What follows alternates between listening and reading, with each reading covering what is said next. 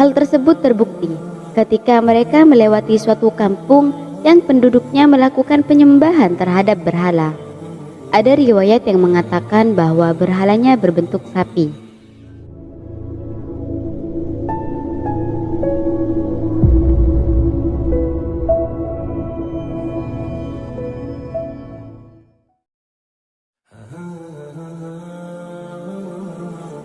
Assalamualaikum warahmatullahi wabarakatuh. Setelah Fir'aun dibinasakan, Bani Israel meneruskan perjalanannya menuju negeri Syam, tepatnya ke Baitul Maqdis, Palestina. Namun kebodohan dan kesesatan masih saja menyelimuti diri mereka. Padahal mereka sudah melihat tanda-tanda kekuasaan Allah dengan mata kepala mereka sendiri. Hal tersebut terbukti ketika mereka melewati suatu kampung yang penduduknya melakukan penyembahan terhadap berhala. Ada riwayat yang mengatakan bahwa berhalanya berbentuk sapi. Orang-orang dari Bani Israel bertanya-tanya, mengapa mereka menyembah patung-patung itu? Lalu Bani Israel memperkirakan bahwa hal itu mereka lakukan karena patung tersebut dapat mendatangkan manfaat atau bahaya. Mereka memohon rezeki kepadanya ketika sedang mengalami kesulitan. Kesimpulan tersebut diamini oleh orang-orang bodoh di antara mereka, Bani Israel. Maka tanpa berpikir panjang, sebagian dari mereka meminta kepada Nabi Musa alaihissalam untuk dibuatkan Tuhan seperti halnya Tuhan yang dimiliki penduduk negeri tersebut. Ketika Nabi Musa alaihissalam mendengar permintaan mereka, beliau sangat marah dan mengatakan bahwa kalian yang meminta hal tersebut adalah orang-orang yang bodoh. Karena mereka yang menyembah berhala tersebut tak lain adalah orang yang perbuatannya batil, yang dijelaskan di dalam Al-Quran. Dan kami seberangkan Bani Israel ke seberang lautan itu. Lalu setelah mereka sampai kepada suatu kaum yang tetap menyembah berhala mereka, Bani Israel berkata, "Hai Musa, buatlah untuk kami sebuah Tuhan berhala, sebagaimana mereka mempunyai beberapa Tuhan berhala." Musa menjawab, "Sesungguhnya kamu ini adalah kaum yang tidak mengetahui sifat-sifat Tuhan." Al-Quran Surat Al-A'raf ayat 138 sampai 139. Kemudian Nabi Musa alaihissalam mengingatkan mereka lagi dengan nikmat Allah Ta'ala kepada mereka, yang berupa diturunkannya seorang Rasul di tengah-tengah mereka, diselamatkannya mereka dari kekejaman Fir'aun, serta diperlihatkannya kehancuran kepada mereka.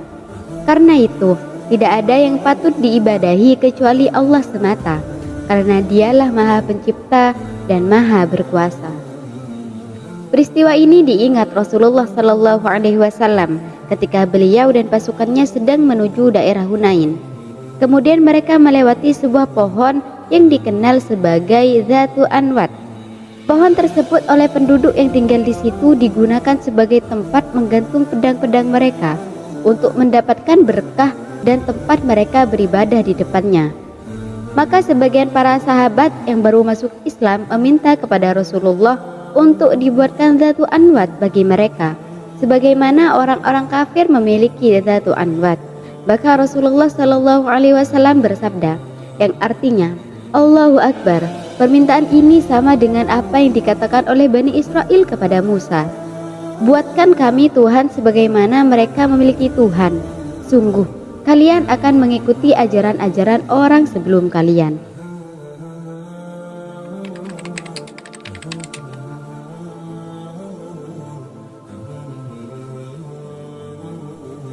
Kemudian Nabi Musa alaihissalam dan kaumnya meneruskan perjalanan menuju Baitul Maqdis. Ternyata berdasarkan informasi, Baitul Maqdis kala itu sedang dikuasai oleh orang-orang kafir yang zalim dari suku Haitani, Huzari, Kan'an, dan suku lainnya.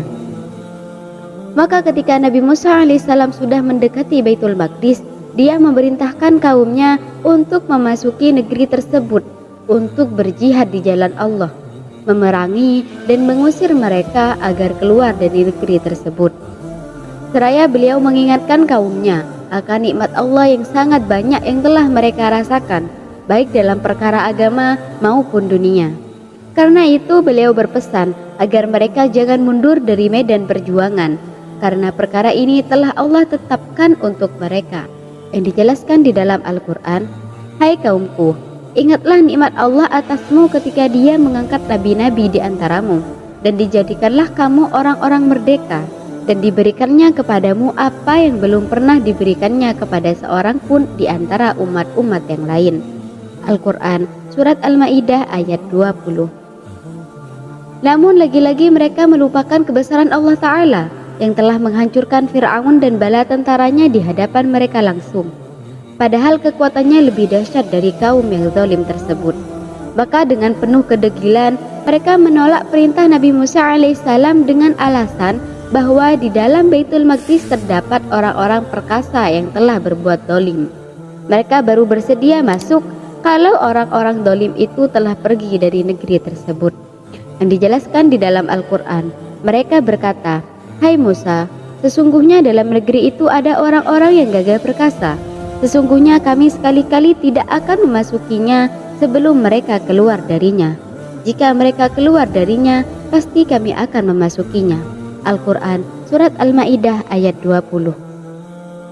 Sementara itu ada dua orang di antara mereka yang soleh, yang juga membantu Nabi Musa alaihissalam mengingatkan mereka untuk maju. Karena jika mereka tawakal kepada Allah, mohon pertolongannya, niscaya Dia akan menolong mereka dan memenangkan mereka atas kaum yang zalim itu. Diriwayatkan bahwa kedua orang itu adalah Yusha bin Nun dan Khalid bin Yufana. Yang dijelaskan di dalam Al-Quran, berkatalah dua orang di antara orang-orang yang takut kepada Allah, yang Allah telah memberi nikmat atas keduanya. Serbulah mereka dengan melalui pintu gerbang kota itu. Bila kamu memasukinya, niscaya kamu akan menang, dan hanya kepada Allah hendaknya kamu bertawakal jika kamu benar-benar orang yang beriman. Al-Quran, Surat Al-Ma'idah ayat 23. Namun nasihat tersebut tidak meludakkan hati mereka. Penolakan mereka justru semakin keras, dan ucapan mereka semakin kasar. Mereka menegaskan bahwa mereka tidak bakal masuk ke negeri tersebut selama orang-orang itu masih berada di sana. Bahkan dengan angkuhnya, mereka memerintahkan Nabi Musa alaihissalam untuk berperang bersama Tuhannya, sementara mereka akan duduk saja menanti. Dijelaskan di dalam Al-Quran, karena itu pergilah kamu bersama Tuhanmu dan berperanglah kamu berdua. Sesungguhnya kami hanya duduk menanti di sini saja.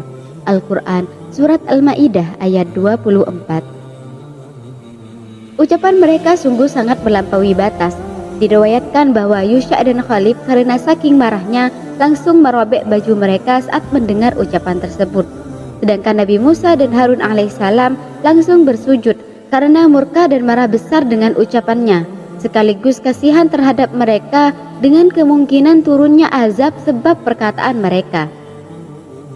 Perkara ini pernah diingat oleh para sahabat saat perang Badar. Ketika itu Rasulullah Shallallahu Alaihi Wasallam bermusyawarah dengan para sahabatnya untuk meminta pendapat mereka dalam menghadapi pasukan musuh. Para sahabat dari kalangan Muhajirin menyambut baik tawaran Rasulullah Shallallahu Alaihi Wasallam. Kemudian sahabat dari kalangan Ansor pun juga menyatakan kesiapannya. Diriwayatkan bahwa ketika itu Miqdad berkata kepada Rasulullah Shallallahu Alaihi Wasallam, yang artinya, wahai Rasulullah, kami tidak akan mengatakan seperti perkataan Bani Israel kepada Musa, yaitu ucapan, karena itu pergilah kamu bersama Tuhanmu dan berperanglah kamu berdua. Sesungguhnya kami hanya duduk menanti di sini saja. Tetapi kami katakan adalah, pergilah engkau bersama Rabb-Mu, kami akan ikut berperang bersama kalian. Diriwayatkan bahwa ketika itu wajah Rasulullah berseri-seri karena gembira mendengar ucapan tersebut. Lalu Nabi Musa alaihissalam berdoa kepada Allah Ta'ala agar dirinya dijauhkan dari orang-orang yang fasik tersebut. Maka Allah hukum mereka hingga tersesat berjalan tanpa tujuan, siang dan malam, pagi dan sore. Selama 40 tahun, hal tersebut mereka lalui. Tidak ada yang masuk ke padang tersebut kecuali dia tidak dapat keluar darinya. Akhirnya mereka semua binasa, tinggal anak keturunan mereka dan dua orang soleh tadi, yaitu Yusha dan Khalid. Yang dijelaskan di dalam Al-Quran, Musa berkata, ya Tuhanku, aku tidak menguasai kecuali diriku sendiri dan saudaraku. Sebab itu, pisahkanlah antara kami dengan orang-orang yang fasik itu. Allah berfirman, Jika demikian, maka sesungguhnya negeri itu diharamkan atas mereka selama 40 tahun. Selama itu mereka akan berputar-putar kebingungan di bumi padang tih itu. Maka janganlah kamu bersedih hati memikirkan nasib orang-orang yang fasik itu. Al-Quran Surat Al-Ma'idah ayat 25 sampai 26. Wallahu a'lam bishawab. Semoga bermanfaat. Wassalamualaikum warahmatullahi wabarakatuh.